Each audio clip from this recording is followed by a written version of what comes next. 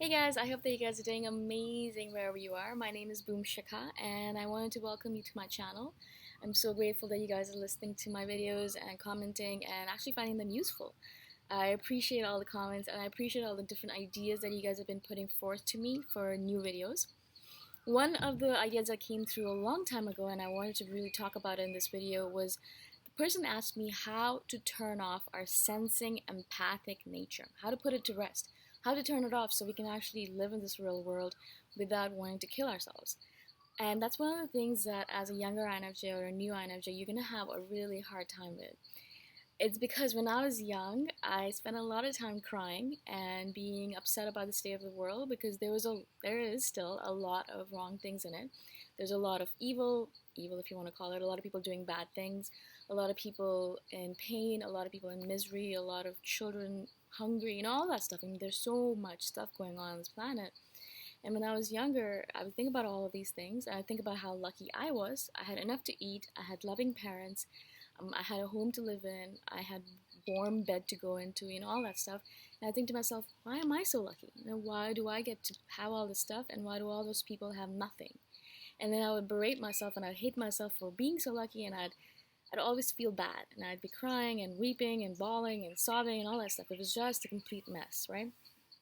Slowly, little by little, I've kind of learned how to turn off that empathic nature. You cannot, unfortunately, as INFJs or as any other human being, be empathic all the time. Because if you're always open, if your heart is always open and you're always taking in all the energies of the people around you, then first of all, you're not going to know if you're feeling something because you're feeling it yourself or if someone around you is feeling it. So you have to be really careful about that, and I've already spoken about this in the previous video. But more importantly, it's going to exhaust you and you're going to be burnt out all the time. All the time. As INFJs, people come to us and tell us their sob stories all the time. And it's funny because now I've become so hard that when people come and tell me their sob stories, and I'm totally fine, I'll listen to it, I feel nothing.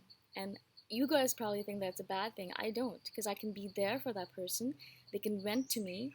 I won't take all of their emotions, all of their stuff on, all their darkness, all of their miseries on. I'll still be there for them.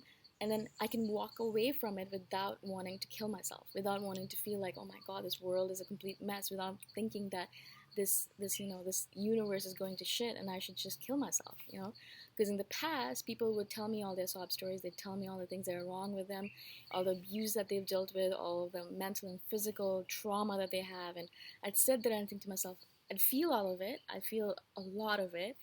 And I think to myself, oh my God, why am I even alive on this planet? How can I just still be alive here when it's a complete mess, right? And so I decided from that point on that I had to really be careful about all of these emotions that are swirling around us all the time. Specifically when we are in a high emotional environment, right? Specifically, like maybe around our families. Our families have a lot of emotions attached to us. Sometimes our friends are, energy vampires, or they're people that have a lot of drama associated with them, and they put a lot of emotions and energies out there.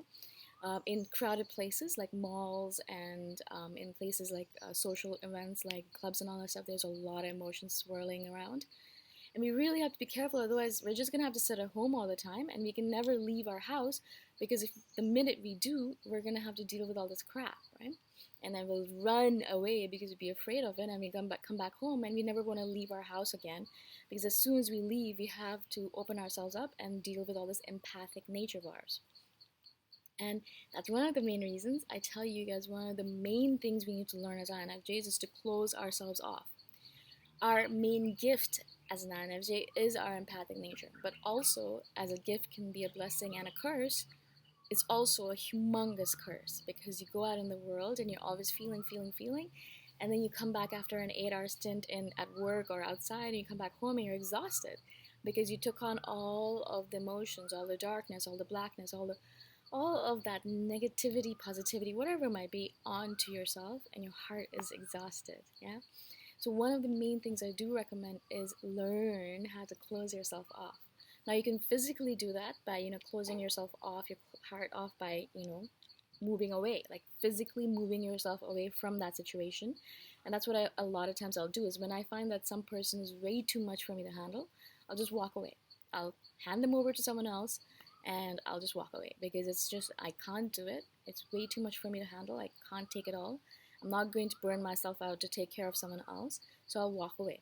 Physically, also, we kind of hunch over our heart, and that's physically how we protect our heart as well.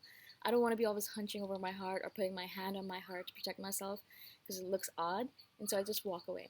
And another thing that you can always do is tell them that you don't have the energy or the space or the time to deal with that right now, so you're gonna have to walk away from that, or that we need to speak about something else. I'm always constantly directing our conversations with people because people will always want to tell you all their negative stuff, all their miseries, and all that stuff, just because people like to complain. They like to talk about all this stuff because it makes them feel like they want sympathy, they want pity, and they want people to know how hard their lives are. It's fine, everyone has a hard life. And so sometimes you have the energy for it. Sometimes you woke up and you had a great night's sleep and you did a good meditation, you had a good morning routine, and you're strong and you can deal with the negative conversations. Some days you didn't sleep well and you didn't eat enough and you are tired and you don't want to deal with it. Have that conversation with that person. I'm sorry, I cannot listen to you right now. I don't have enough energy to deal with this. I'm gonna have to walk away. I do that a lot, especially with my parents, because they're always being, I love them to death, but they have a lot of stuff that they put on me. And I always have to say, I'm sorry, I'm too tired right now. I have to go sleep. I have to do whatever I'm doing. I'll come back and we can talk about it tomorrow, or we can talk about it when I'm ready for it, right?